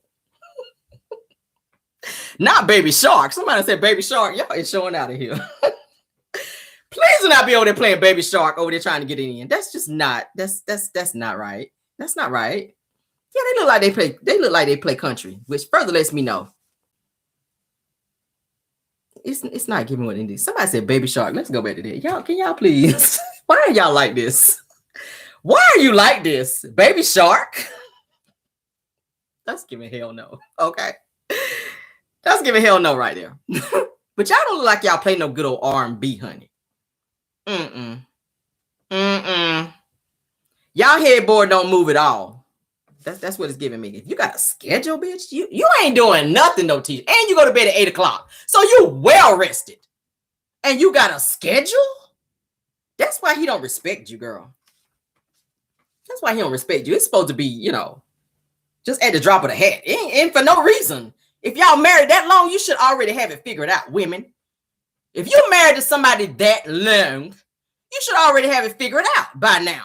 What is you talking to her for? What's she gonna tell you about your man that you don't already know in 17 years? Can't nobody else tell me shit about my man, and I done been with him as long as I have. And even when you get ready to tell me, I'm like, I got this. I got this. Roll my back. We got that. I don't need you to tell me nothing about that. We got that. We good over here. Thank you. I don't need no help in that department. I'm good. Okay? I'm good. I'm good. We good over here. Save it. Maybe you need that advice. I don't need it. And for Kimmy to have to tell you, honey, that for you to get what you want, then maybe you want to talk about it before y'all get it in and after. That's looking like that's not working for you. Because whatever you're doing to get it in, it's not getting it in. It's not getting you what you need. So you need to figure out how you need to please your husband in other ways so that you don't have to resort to being a woman of the night damn near just to get your way. So every time you want something and he tell you no, you got to be out here scraping your knees off. Is that the go-to now, Kimmy? Is that what you got to do over there with Maurice? Because he seemed very stubborn too. And he look like he must get down there too. I don't know what it is with them damn Scott brothers. I don't know what it is with them damn Scott brothers. The other one that's real thick, I know he must get down there. That other thick one, honey, that's shaped like the mama, I know he musky. And the one, that sister that love Golden Corral, baby, I don't want to go through the whole family tree, but y'all get the point. That sister that live at Golden Corral, her, the one that keep a chicken leg in her pocketbook, that one. Everywhere she go, she got to have a chicken leg in her pocketbook wrapped up in a piece of paper towel, her. Let me get off her. She tried to say, I'm suing the bloggers because they're talking about me. They're calling me fat. I said, bitch, but that's true. That's going to be an easy case. The judge, you're going to walk in, the judge going to be like, dismiss. You ain't even sat down yet. Because he going to smell the chicken in your purse before you even sit down. You're like, bitch, you got me in here in my damn, this hot-ass robe for this case. You knew your ass walking around here with a chicken leg and a thigh in your damn person. You done came up here talking about you want to sue somebody because they called your ass fat. You sit up in here with damn near 8-piece chicken in your damn purse. And you going to bring my ass in here to put on this hot-ass robe to be hearing your case? And you know your ass just left Golden Corral. Please leave me alone with this bullshit. Let's move on, y'all. Why am I like this? I don't know. I'm so damn petty today. Y'all know I can't really take them damn Scots, child. I got to read their ass down to the ground, honey. But, yeah, just like on this hot-ass robe, you coming in here talking about you want to be suing somebody because they called you fat. Girl, take that energy to the gym. Okay, do 5 push-ups, okay, and 7 sit-ups, and not at the damn buffet. Okay, now, yes, I said it. Fight me. But anyway, why y'all got a chicken leg in? Really? Why y'all put a damn chicken leg in the chat? Y'all is doing the most. You doing the most. You know your ass is thick out here. Let's go back there. You know your ass is thick when you walk around with a whole 8-piece in your damn purse. Like, that's just giving too much. That's just, and then you got an attitude because somebody say something about the shit. I do not want to smell chicken every time I'm around you. Like, damn, that's irritating as hell. Like, hear her ass coming. I smell chicken. I can smell you before I see you. Hear her ass come with that chicken, and you just took it out the grease. You can see the fumes coming up out your purse. You literally just took it up out the damn hot grease and then wrapped it in some damn some paper towel. You can see the steam coming up out your damn purse. That's just how hungry your ass is. You didn't even let the chicken cool down. You out in these streets with some hot ass chicken in your purse. But I'm wrong because I say something about the shit. Okay. No, I don't want none of the chicken. That I ain't hating because I want some of your chicken. I'm just saying. Don't be out here on that, girl. You hating because you want a leg out my purse. Bitch, no. It's probably got hair on it anyway, but moving on. Oh,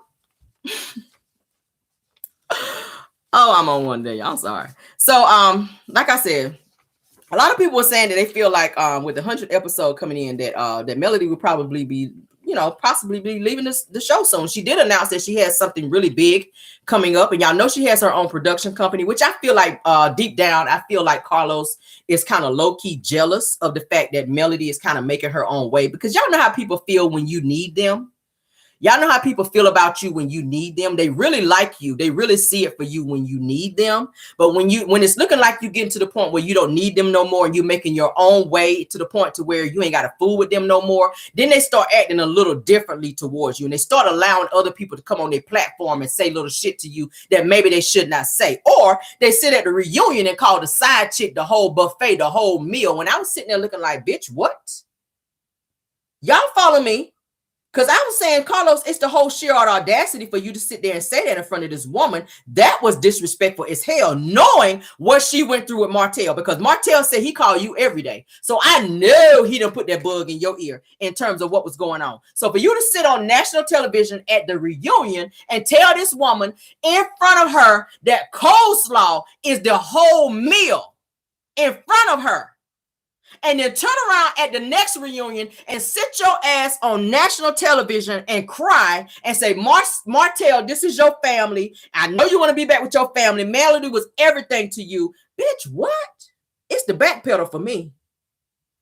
So now that Melody has announced that she has her own production company and she got something very big coming out, I don't know what it is. It might be, she might be getting ready to hightail it up out of there, but she did say she's not leaving the show until God said go. So I feel like, and other fans have been saying on social media, because I've seen it, that's why I'm addressing it, that they feel like Melody may be thinking about possibly leaving the show, and he's trying to push Tisha out front to test the climate to see what people think and or how they feel with seeing her more on the show. If y'all know this past episode, episode 3, it was about Tisha. It was about Tisha. The whole entire episode was about Tisha. A lot of people was like, we don't want to see her. We don't feel her. No, Carlos. No. We don't want to see her. Okay? They want to see her. But we tolerated it. Melody was in what, like one scene? Melody was in one scene on her own show, guys. This past episode, episode 3, Melody was in one scene where she came to Tisha's function and she didn't want to be there. You can see it all over her face. She wanted to be anywhere else. She probably would have went out on a date with Martell versus being there. And y'all know she don't want to do that. You know she ain't trying to do that. She would have probably wanted to be sitting across the table from damn Martell, sitting there eating dinner, looking at his square ass, versus sitting there with Tisha being fake and phony with somewhere she don't even want to be after this person to call her a dark soul on national television and came for her. So she's been made to be put in these situations to be around people who she don't like, to have to film with these people. So now Carlos is testing the climate to see what people think and or feel about Tisha first, kind of being out in the spotlight now, to see, to put this boss title on her to make people feel like that's really what's going on this episode in this season. And I don't see that. We're not buying it because it doesn't seem believable. Tisha just does not give believable when it comes to boss. I don't put Tisha and boss in the same category, in the same sentence. Now I get it. She does have credentials. She is book smart, but in terms of running things, I don't see that. And until I see different, I got to stand on that. And I don't care who get mad. Her mama can be mad. It is what it is. Come for me. We ready. We on green. We on green. We on green. We on green. She don't like when we say Tisha is our boss. Tisha is our boss. Tisha got her own business. She got Okay, that's fine. But I stand on what I said. I don't see boss when I see Tisha. I see a spoiled brat who she is a woman, obviously, because she got 3 kids, but she is very immature. She's very mean-hearted. She's very jealous of other women. She stay pressed about shit that ain't important. If she spent more time worried about life and how to move forward in life versus holding on to old beefs and hating on women and sitting back being jealous-hearted, maybe, just maybe, she would have time to be out here doing some shit that's relevant. I don't see boss and Tisha in the same sentence. The math ain't mathing, Carlos. So this whole persona that you're trying to put out and introduce to everybody on this damn show with Tisha, no, it's a flop, sir. It's a flop. No. So they're trying to figure out what is the future of this show. Carlos said this season they're going to be talking about business. I can respect that because that's originally what the show was supposed to be about from the start. Business. What are you guys doing in business? Carlos is going to always worm his way in there with the drama. Thank you so much, Gertina Jones, for the super chat, dear. She says, great commentary. I appreciate it. Carlos is going to always squeeze the drama in there, which is what he did for Real Housewives of Atlanta, which is why I said the other day, that's why he's not there anymore. Granted, drama does sell, but it's the type of drama that we want to see. Okay, I don't want to see another woman running across putting paws on nobody. I don't want to hear another woman telling another woman to shut up when she's at her function. I keep saying that. I don't want to see a man who ran around and helped this woman's husband cheat with the side chick all up in her face talking about he want to have a conversation about her or with her about something that somebody else had to say about her. That's irrelevant. The conversation you should have been having with her was letting her know that her husband was out here cheating, and the fact that you was helping him cheat and taking flowers and money over there to the side chick. So why are you in her face, sir? Marceau? Why are you in Melody's face now talking about you want to tell her something that Basement Billy had to say because you want to get ahead of that, but you won't get in the head of the cheating allegations when you were helping Martell cheat? And the problem I have with that is, while Martell running around talking about he is friends with the Scotts. And let me just say this, because you done made a whole fool out of yourself. You sat at the reunion talking about, I'm still friends with them. At least I'm still friends with him. Are you? because they are laughing at you. At one point, they was laughing with you, Martell. Now they are laughing at you. They still with their wives, even though the relationship is full of shit. They are still with their wives. You, sir, are out here roaming with no wife. You can't pay your bills. You having to move. Martell, they say Martell done moved 3-4 times in the last almost year or so. Because he ain't got the money to keep up the rent and where he's staying. He's struggling financially. He don't have a builder's license. And it was brought to my attention while I'm moving on here.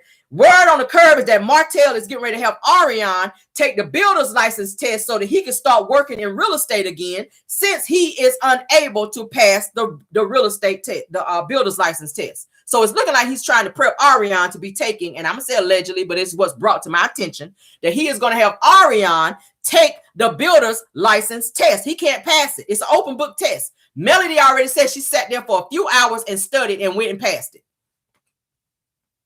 And she showed her license on social media. What it was, IG, I think it was. She sat there and studied for a few hours and turned right around and passed it. So now I'm hearing that Ariane is going to be taking the builder's license test so that Martell can start back working in real estate, because y'all know his whole go-to in court was that he felt that Melody was stopping his bag because she came out and told everybody that he was cheating. So now you don't want to marry Ariane. You already said she's a peasant. I don't want her. Melody said, why don't you go over there and be with her? Why don't you go over there and be with Ariane? I don't want to be with her. So you don't want to be with her, but you're going to use her to help catapult your career to the next level. That's all it is. Just like you use Melody. You didn't really love Melody. You wanted to be there because of what she could offer you. So now you about to do the same thing with Ariane, which is going to be a whole nother means of holding on to her. So she's going to possess the builder's license. And that's going to be a way for you to continue to stay in her life. And when you try to leave, it's going to be a fight. That's going to be her hold on you, that I'm the reason that you making money because I went out here and took this damn test for you and passed the builder. If she passed it, because your ass definitely didn't do well in nursing school. She said nursing school was hard and she dropped out. She tried to use the fact that she was stressed out from watching Love and Marriage Huntsville. Then you said you didn't watch the show. Just come on out and say your ass is slow like Martell. Okay? That's what it's giving me. Just go on and say that you're slow. You like to say you're not slow. You did not pass the nursing. You did not pass the nursing class because you could not pass. You're not smart enough. So you dropped out and said, oh, I'm stressed out from Love and Marriage Huntsville. Oh, they're using me for a storyline. They're talking about me. And they're talking about me. So Martell find the slowest person on earth to go and try to prep them to take the builder's license test for him. So his slow ass can go out here and get a job versus him going to get a regular 9-to-5. Because you know he can't use Mel's license anymore since they've been divorced. He was working under Melody's builder's license when they were married. So when she left, the builder's license went with her. And he was upset at the fact that he still could not use the builder's license when they separated and went their own separate ways. He was like, please don't put me in a situation to where I can't work. Please don't hurt me to where I can't move out here in these streets and make a living. You hurt yourself. You hurt yourself. But going back to the fact that he's trying to say that he's still friends with the Scotts. Not so much. Mowry said on national television, Martell, you're a double-minded man. Okay? We already know what that means. He don't see it for you. They don't take you serious. They laughing at you. They laughing at you. The Scotts won't even give you a job at Schott. Because then you got to work under their license and they don't trust you like that. They know you're a ticking time bomb. They know you're not reliable. So they're your friends and they see you struggling and you damn near about to get put out and your lights is being turned off and you can't help Melody financially and do all the things you need to do to take care of your kids and yourself, and they won't even give you a job and they're your friends. That's funny to me. You said on national television talking about I'm still friends with them. You can't keep a friend. Well, the difference between you and Martell, you and Melody is Melody know what a real friend is. And she don't put herself in a position to need people like you, Martell. Melody does not put herself in a position to need people because she go out here and get it herself. That's what real bosses do. Real bosses don't sit here talking, can I work under your builder's license? No. Real bosses go out here and get their own. This girl studied for her own builder's license test so she can get her own builder's license and make moves in real estate like she was doing when she was with Hope and Hope. So what's the giving, Martell? What's the giving? These same people you claim to be friends will not give you a job, and they see you struggling. And they sit back laughing at you because Mel done left your ass. The same people that helped you cheat and run around and do what you was doing, that was watching you run around with Ariana and thought this shit was so funny, laughed at Melody in her face and saw the hurt and pain in her, but now they laughing at you. And you still call these people friends. It's funny to me. It's funny to me. I don't understand it. I don't understand it. I don't understand it. I don't understand it. But yeah, Carlos is out here testing the waters, honey, to see what the fans think of Tisha being out in the open now and being this so-called boss person. But she's weak. Tisha, you don't have what it takes, dear. The fans don't see you as no boss. Marceau don't see you as a boss. He loves the fact that you could take him to the next level. Okay? Marriage is give and take. Marriage is being one. Marceau does not understand the whole definition of being one. He don't see you as being one with him. He see you as competition. He don't want you in the office because he knows that you know more than him. And he don't like nobody telling him shit because he think he know it all. Period. Period. That's just what it is. When your own mama, Tisha's own mama said, if I could have chose somebody else for Tisha to marry, it damn sure wouldn't have been Marceau. That speaks volumes. When your mama tell you that she could have chose somebody else for you to marry, it would not be the person that you are married to, that they don't like. She said, I don't like Marceau. Wanda said that out of her own mouth. So that speaks volumes for your mama to say she don't like your husband. That's why she be slick throwing your business out there like that, Tisha. She love you so much, but she always slick throwing your business out there. And then turn around and say y'all got a good marriage, but then she's seen on social media, on her live, following him, thinking it's another woman in the car. We already saw the video. So which one is it? Which one is it? Tisha and Marceau is good. They are good. They've been married for 17 years. Y'all better put some respect on their marriage. You put some respect on it. I can't respect something you don't respect. Marceau don't respect you. So when he start respecting you, then I respect. Maybe. If I ain't too busy doing nothing. I cannot respect something that your own husband that you lay beside and let him breathe in your face with that hot ass, funky ass breath. If he don't respect it, then who am I? I'm not climbing down off my high horse to respect something that your own damn husband don't respect. Let him put some respect on your name first. Tell your mama to put some respect on your name since she like to tell all your damn business. That's why she didn't want you on Anthony's live that night. Because you were getting to talking too much. That's why she blowing your phone up telling you to get your ass off live. We got this persona that we trying to put out here to make people think that we are perfect. You getting on here talking too much now. We already said on Shay Ministry that we had a great marriage. Get your ass off Anthony Lofty's live, making us look bad after we done told everybody we got a perfect marriage, mama. It's sad, y'all. And I blame Carlos. You the producer of this show. And you sitting back and allowing the bullshit. You pushing Melody in the back when she's supposed to always be out front. This is her show. You allowing all these damn Scotts to come on this show. I don't understand what even the daddy was even on. What was he on there for? What was he on there for? That was a whole farce. You done brought your ass all the way from where they from? Detroit? To sit up and talk about how you used to do all this work and you weren't there for your kids like you supposed to, from your own kids' admission. I'll be damned if mine gonna sleep on the floor if I'm working overtime. You're gonna at least have a blow-up bed. If you're working that many hours at General Motors, and I talked about it the other day in my live, there's no way in the hell. But y'all keep up these lies. I don't think they remember all the lies that they be telling y'all on this damn show. Thankfully, Caramel don't forget nothing over here. I remember lies when I hear them. I remember lies, and they get mad at me because I rewind the lies on their ass and be like, hold up, whoa. Didn't you just say this such and such episode? I can go back and pinpoint it and be like, didn't y'all just say this? Were they from Michigan or somewhere like that? Yeah.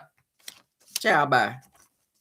It's giving fake to me. But I don't see Tisha as being no boss. And I feel like the Carlos is working overtime to try to make Tisha have a different persona in the way we see her.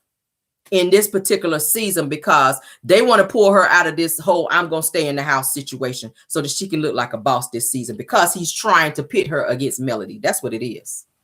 Because he saw something in Tisha at the reunion, okay, where she was so adamant about her being the boss and how she was so mad and how it made her go back there and get them damn puppets. Tisha was in a whole nother mind frame then. So Carlos is like, you know what? Because I feel like he has a silent vendetta against Melody. I'm sorry. You have a silent vendetta against Melody because you continue to allow people to come from this show to come on your platform and talk negatively about her, and you sit up and laugh about it because you think that shit is funny. I don't think it's funny. But then when you have Melody on there, oh, here's the queen. Oh, this is my girl. Oh, I love me some Melody. Oh, Melody this, Melody that. Like you just love yourself some Melody. But then you allow people like Stormy's mama, Betty Wooden Teeth Steel, to have her ass up there. And you have Stormy up there talking crazy. Then you allow Tisha to come on there and do an interview. And everybody's talking negatively about the same person who you say you see it for and you love. That's phony to me. I see it in the comments. That's phony to me. That's phony to me. As a producer of this show, Carlos, you should be protecting Melody in this situation and not allowing everybody to gang up on her and come for her. The entire cast is coming for her, and that's not fair. As a man, how do you sit back and watch that? How do you sit back and watch that? And you enjoy pitting people against each other because you get joy out of that. You get joy out of that. I don't understand it. But we're gonna stop it right there, you guys, because we're going into the 2-hour mark. I gave y'all 2 hours yesterday, and y'all got 2 hours again today. I appreciate you guys. I really do love you guys down. Thank you guys so much for all the super chats that you've given. Thank you for the cash apps that you've given. Thank you guys also for your comments. Mods, thank y'all for doing a great job. Thank you, Caramelians, for being in the chat and making me laugh as well. Y'all crazy as hell. Put up the chicken in there. That about sent me to oblivion. But I appreciate you guys. I hope you guys enjoyed the show. I try to give you guys a lot of good topics today that were very interesting. Some very funny commentary. I want you guys to get a good laugh and a gag today as well. I hope y'all enjoyed the show. Please go ahead and leave comments. I'm interested to see what you guys think about the show today and the different topics that we talked about as well. Okay, go ahead and hit that like button. We got all the way up to 1,000 and something today, guys. That's impressive. Thank y'all. We got 986 in the building right now and 834 likes. If you didn't hit the like button on your way in, please hit it on your way out. Also, please go ahead and subscribe to this channel because y'all know it's the bomb over here. We read, drag, we have fun, we sing, we do all that over here, child. Love it. Okay. Love you guys all the way down. Y'all enjoy your hump day today. Okay. If I run across any more news that I know you can use, Carmel will hop right on back on here and do another pop in. Okay. Thank you. And goodbye.